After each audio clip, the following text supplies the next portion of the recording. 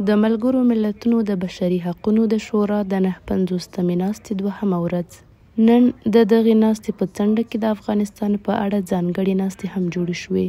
په یوه له دغو ناستو کې چې سرلیک یې له غږ پورته کولو تر اقدامه د افغانستان لپاره د یو مناسب څیړنیز میکانیزم طرحه وه.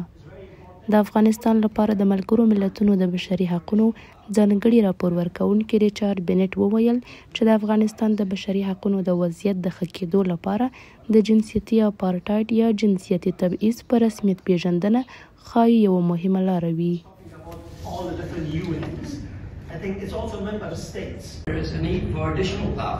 موږ اړتیا لرو چې لا ډېرې لارې ومومو، هغه لارې چې د قربانیانو پر محور متمرکزې وي، تر څو حساب ورکونې ته لاره هواره شي.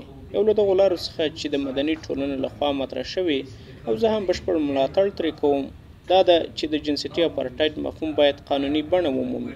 دا اصطلاح له ډېر پخوا راهیسې زموږ د اوسنیو ښځو لخوا کارول کیږي او زه یې پوره ملاتړ کوم.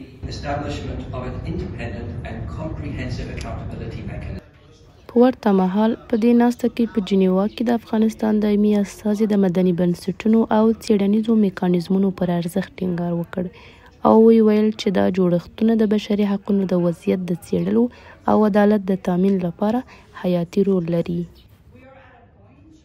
ستاسې کار د مدني ټولنو د سازمانونو په توګه ډېر مهم دی. دغې هڅې ته له همدې ځایه دوام ورکړئ او نیویارک کې د ملګرو ملتونو عمومي اسامبلې ته یې یوسئ. زه هیله لرم او آرزو کوم چې ستاسې غږ واورېدل شي.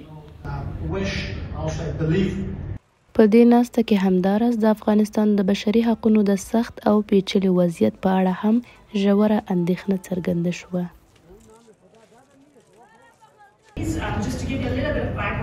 په افغانستان کې اوسنی وضعیت واقعا ناوریني بڼه لري.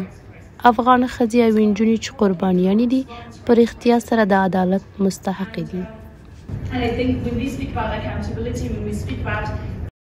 د ملګرو ملتونو د بشري حقونو د شورا 950مه ناسته تېره ورځ دوشنبه د جون په 14مه پیل شوه او د جولای تر 9مې پورې به دوام وکړي. د ناستې په لومړۍ ورځ د افغانستان دوسیه وڅېړل شوه او ریچارډ بینټ د شورا عمومي ناستې ته خپل وروستی راپور وړاندې کړ.